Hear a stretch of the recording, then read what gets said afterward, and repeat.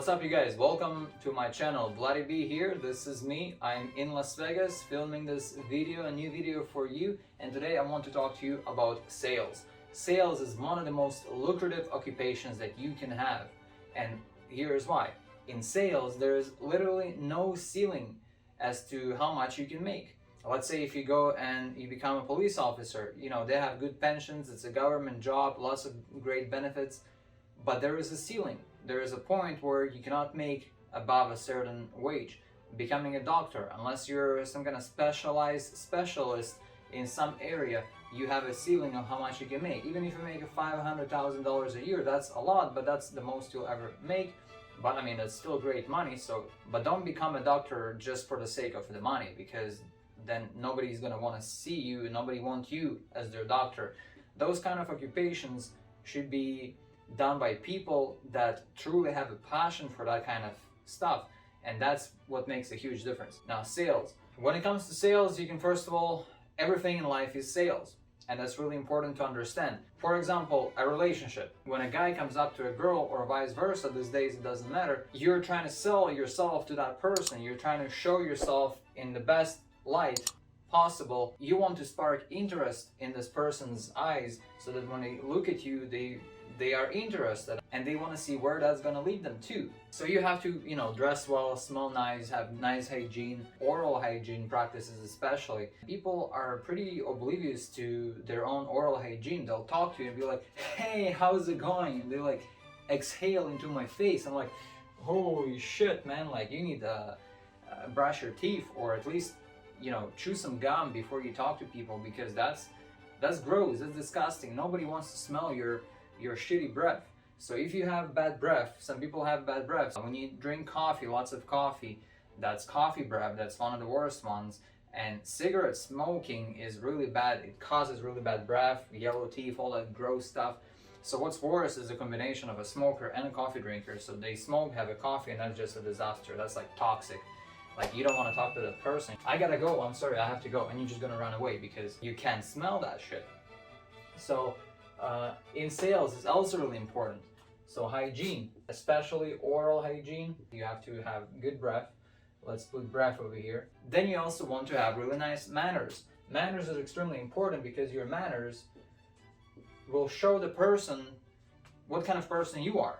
So if I go there, if I come into your house to sell you something, and I just feel myself at home without you even allowing me, I'm like, I'm gonna just drop on this couch over here, or I'm gonna sit at the kitchen table. I'm not gonna take my shoes off, or at least I'm not even gonna put shoe covers on my shoes. I'll just go walk around your house. You don't wear shoes in your house, so you probably want people to take their shoes off as well, or at least what I always do, and I recommend you do that, is put shoe covers. Why shoe covers are important? Some people's feet fucking stink, right? That's normal, part of life. I mean, they stink, and especially if you're running around all day long, and in a place like Las Vegas, where it's extra hot, everybody extra sweaty, the best practice for that is putting shoe covers. But it's part of your manners, and it shows the person that you really care. Like, wow, this person really respects my house, compared to the next guy who's gonna come out for an estimate or to do any kind of service, and that guy just makes a huge mess. I was living in an apartment back in the day. A maintenance guy came through. He was supposed to take a look at the sink. So first of all, he made a flood in the bathroom, and on top of that, he walked all over that water, and he just made a mess throughout the whole fucking house. Next time I called for service, I put in the notes, please use shoe covers, because your guys make fucking mess when they come inside. You definitely want to make sure you respect the customer's house. Manners, where you sit, how you talk, say please, say thank you, ask for permission. Ask for permission is one of the biggest things. Ask to do anything, right? Can I sit over here, please? Or should I sit, where should I sit? You have to show the customer that you respect their property, and the way you do that is by asking them for permission. Doesn't matter what you do. Whatever you do inside their house, it's their rules, it's their home. And so treat their home like you want people to treat yours. If you don't take your shoes off in your house, it doesn't mean that's how it is in other people's houses. I see that. Some people's places are a mess. I don't judge them. That's how they live their life. It's their choice. It's their property. But when you come out of my place, I want you to respect my rules in my place. Nobody walks around in shoes, wearing shoes in my place. You at least have to take them off, put slippers on, or you can wear shoe covers if you don't feel comfortable taking your shoes off. Be considerate.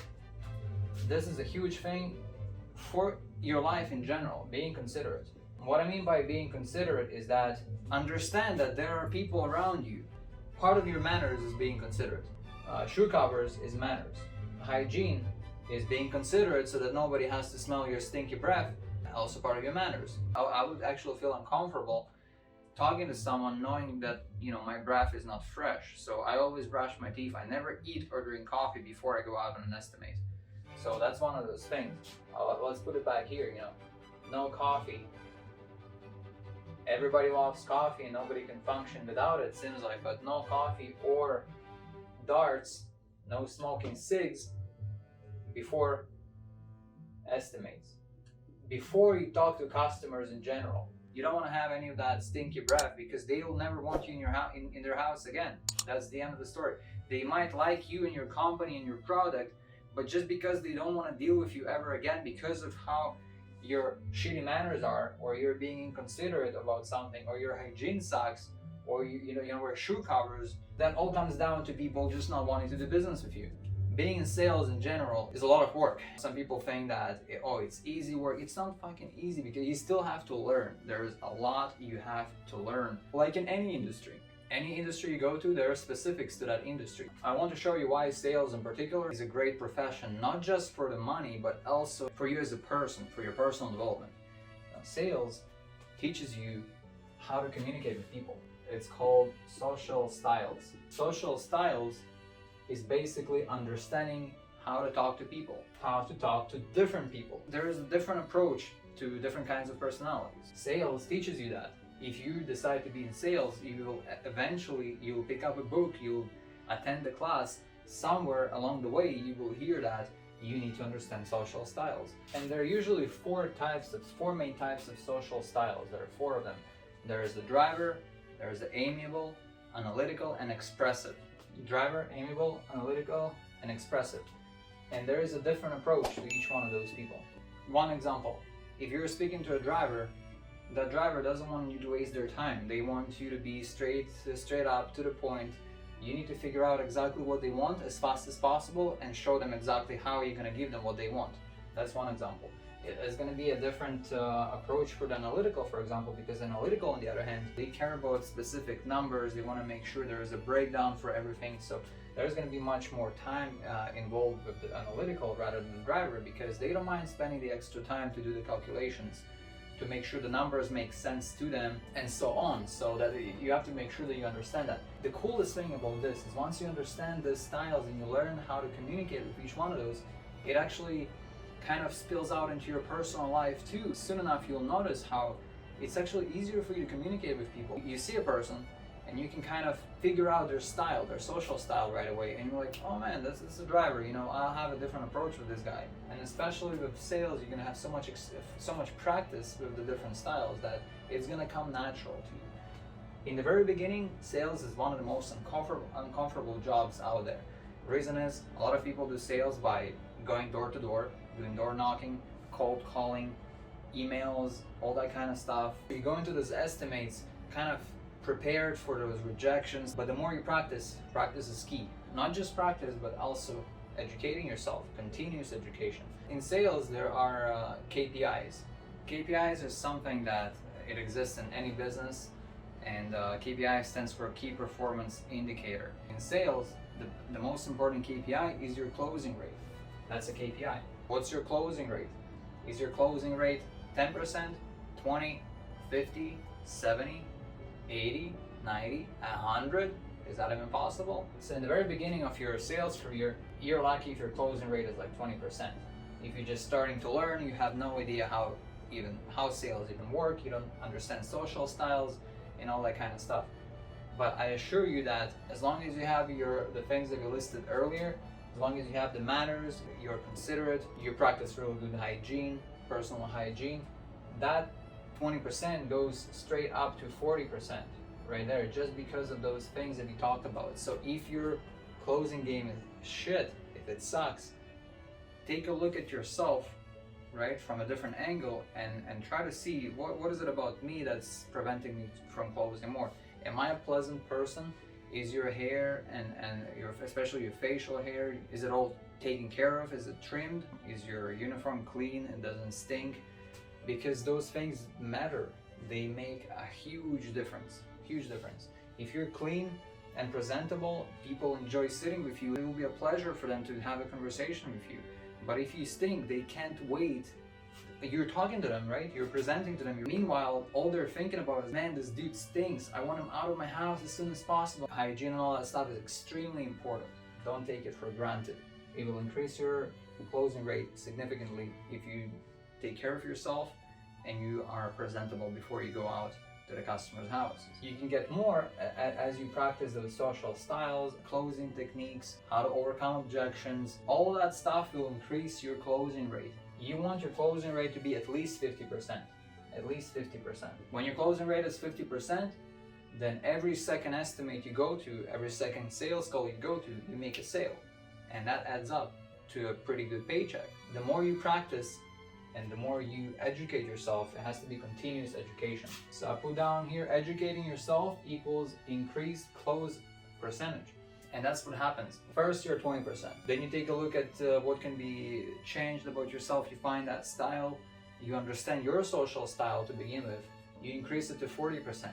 Then you start learning the other things. You start learning more about sales, how to close a sale, how to overcome objections. It will increase your closing rate. That's a magic number over there. Once your closing rate is at least 75%, you're becoming a master salesperson. And when you become a master salesperson, what's going to happen is that you can now become not just a salesperson, you become a sales manager. And what sales managers do is a whole different story. They train others how to sell. So once you go through this whole hassle of learning how to sell, how to be a good salesperson, how to close those sales, you understand social styles, you will be able to teach others how to do that, and then you can make even more money. Now you can close your own sales, help others close their sales, make commission off of their sales, and just in general make much more money. So sales really has no ceiling. There is a huge earning potential in sales. Whether you're selling cookware, if you're selling air conditioning, you're selling cars, especially real estate. Obviously, the higher the average ticket is, the more you're gonna make in commission, but it's also harder to sell. Let's put it that way. If you're selling vacuum cleaners in a Best Buy store, you're probably not ready to go and become a realtor and sell $500,000 houses, $1 million houses. That's a huge difference, right? It's a different level. Vacuum salesperson is over here, HVAC salesperson, car salesperson. The realtor is somewhere over here because closer to the top, especially being a good realtor. Realtors make average like $30,000-$40,000 a year. That's a mediocre realtor. That's someone who's not really putting in the work. Realtors can make $100,000 a year easy as long as they work. They don't just sit there wait for customers to show up. Don't just wait for their friends and families to sell their houses to make money off of them. They go out there and they try to find it. They talk to people, they advertise their services, they go on social medias, they open an Instagram account, not to check out pictures of other people, but to promote their brand, to promote themselves. And they constantly educate themselves. They're on the lookout. They are extremely familiar with the market. They know what's going on. They know the prices. They know the industry in general. Knowledge is power. The more you know, the better, the easier it is for you to not only sell, but just to live life in general. So what's the key takeaway from this video? The key takeaway is that sales equals no ceiling on your earning potential, but you do have to become a great salesperson. You need to understand how this industry works. You need to understand how to talk to people. You need to really understand your product, what it does for people, how it solves their problems. It has to, in the end of the day, solve a problem. But nobody needs to reinvent the wheel or the bicycle, whatever you want to call it. Everything is out there already. The processes are already written down in many books. How to close a sale, how to overcome objections. There are great books out there. Let me give you a list of some people that I recommend you read their books. At least look at them and see. Maybe you will find something for yourself that will help you if you're in the sales profession. Here's a list of 3 dudes you should definitely check out. Zig Ziglar has really nice books about how to close a sale, and there's lots of examples over there. Those things are timeless. Even if he wrote his books in the 50s and 60s, you can still apply it today, the principles. The reason is, it doesn't matter if you're selling a vacuum cleaner or a car, In the end of the day, you need to understand the process of sales and how to overcome objections and how to show the customer that what they're getting makes sense. You have to make it make sense to them, financially and emotionally and logically as well. Brian Tracy is another a good one. Lots of videos on YouTube about Brian Tracy. Me right now, I'm not looking like a salesperson right now because I'm not selling anything.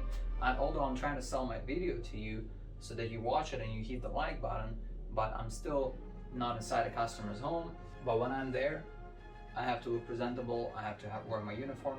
And looking at Brian Tracy, you can see what a real salesman has to look like. They all wear suits, ties, nice hair, always taken care of, always look presentable and professional. That's really important.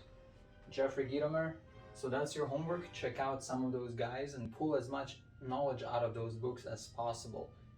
Buy the book, buy a highlighter, yellow, pink, blue, green, whatever, orange, and start highlighting things that are important. And reread those highlights later on. Reread them. That's what helped me a lot as well. When I started reading Zig Ziglar, I usually don't highlight in books, but when it comes to selling, when it comes to educating yourself, this is not a book you're reading for leisure. This is a book you're reading to educate yourself. So this is a textbook. For me, those are textbooks. And textbooks has to be treated like textbooks. You have to put marks in there, you have to put sticky notes, you put little notes in there. I even recommend when you read a book to have a notebook that goes along with this book that you're reading. When I'm reading Zig Ziglar's How to Close a Sale, I have a notebook where the important points I write down in there. And so what I do is I take his examples, his advices, I write down my ideas of how I can use that in my industry. It has to be tailored specifically to you in your industry. Alright, you guys, thank you for watching. Subscribe to get my latest updates and newest videos. I always post weekly, 3 times a week usually. Hit that like for me so that more people can watch this video and even find it on their YouTube. And definitely comment with your thoughts on this video, on the principle I talked about today, and just your thoughts in general. I will see you in the next one.